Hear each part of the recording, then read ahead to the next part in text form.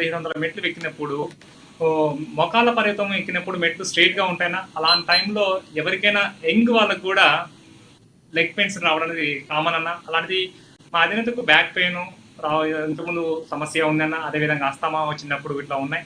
So and వల్ల కొద్దిగా oxygen percentage తగ్గిందన్న, ఎందుకంటే అభిమానుల ఒత్తిడి ఎక్కువ ఉంది, నెంబర్ ఆఫ్ పర్సన్స్ పెరిగారు, ఎయిర్ ఆక్సిజన్ అనేది సరిగ్గా లేకపోవడం వల్ల కొద్దిగా ఇబ్బంది పడ్డ మాట వాస్తవం. కాకపోతే ఏమంటే ఈ పేటిఎం బ్యాచ్ ఇంకా కూడా మారట్లేదన్న. వాళ్ళు ఏం చేస్తున్నారు అంటే, ఈ పేటిఎం బ్యాచ్ ఒకటే చెప్తుంది, మెట్లు నడవడం వాళ్ళు పైకి ఎక్కడం ఎందుకు, అది ఏదో పిచ్చి పిచ్చి కామెంట్ చేస్తారు. ఆ వర్డ్స్ కూడా వాడడం నాకు ఇంట్రెస్ట్ లేదన్న, ఇష్టం లేదు. సో వాళ్ళు చెప్తే ఎగ్జాంపుల్ నేను ఉన్నానన్న, 1:50 నేను కొండపైకి వెళ్ళగలుగుతా, మీరు వెళ్ళగలుగుతారా? అలాంటి వెళ్తాంటే మీరు అవి పర్సనల్, ఎన్ని నిమిషాల్లో వెళ్తాము, ఎలా వెళ్తాం కాదు, ఎంత భక్తితోని ఎంత భక్తి శ్రద్ధలతో నువ్వు కొండపైకి పోయినాం అనేది ఇంపార్టెంట్. నువ్వు ఏ విధంగా ఆయన నామస్మరణ చేసుకుంటూ పోయినాం అనేది ఇంపార్టెంట్. ఏదో ఆఖరికి దర్శనం చేసుకున్నారా లేదా అనేది ఇంపార్టెంట్. అదే అంటే ఇది రన్నింగ్ కాంపిటీషన్ కాదు కదా. ఇది కాంపిటీషన్ అయితే ఓకే, నువ్వు ఎన్ని అవర్స్ లో పోయినావు, నేను ఎన్ని అవర్స్ లో పోయినావు, కాంపిటీషన్ పెట్టుకోవచ్చు. నువ్వు హెల్తీగా ఉన్నావు, ఈ భక్తి భావంతోని భక్తి శ్రద్ధలతోని ఆయన దగ్గరికి ఆ నామస్మరణ చేసుకుంటూ పోతున్నావు అన్న. దీని వ్యక్తిగత విషయాలు, ఆయనకు బ్యాక్ పెయిన్ ఉన్నదా, ఆస్తమా ఉందా, ఎలా నడవగలిగేదా లేదా అనేది ఆయన వ్యక్తిగత ఆరోగ్య విషయాలు. దాని గురించి ఎవరికి కూడా రైట్స్ లేవన్నా, ఎవరిది వ్యక్తిగతం వాళ్ళది. ఆయన గురించి మాట్లాడుతున్నారంటే వాళ్ళంత మూర్ఖులు లేరన్న. ఎందుకంటే ఆయన అధికారంలో ఉండి కూడా రూల్స్ ని బ్రేక్ చేయలేదన్న. వైసీపీ గవర్నమెంట్ బ్రేక్ చేసినట్టు రూల్స్ బ్రేక్ చేయలేదు. ఆయన డిక్లరేషన్ ఇచ్చి తన కూతురు మైనర్ అయితే మళ్ళీ తన సిగ్నేచర్ పెట్టి అలాంటి రూల్స్ ఫాలో చేసిండు. ఆయన మీ వైసీపీ గవర్నమెంట్ లాగా జగన్మోహన్ రెడ్డి లాగా డిక్లరేషన్ ఇవ్వకుండా కొండపైకి వెళ్ళి దర్శనం చేసుకోలేదు.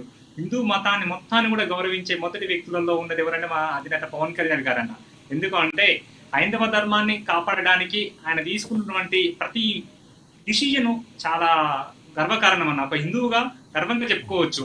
ఇంకొకటి అన్న, చాలాసార్లు చెప్తున్నాం, చాలా సందర్భాల్లో మా అధినేత పవన్ కళ్యాణ్ గారు చాలా సందర్భాలు చెప్పారు, రాజకీయాలు వేరు, వ్యక్తిగత జీవితాలు వేరు.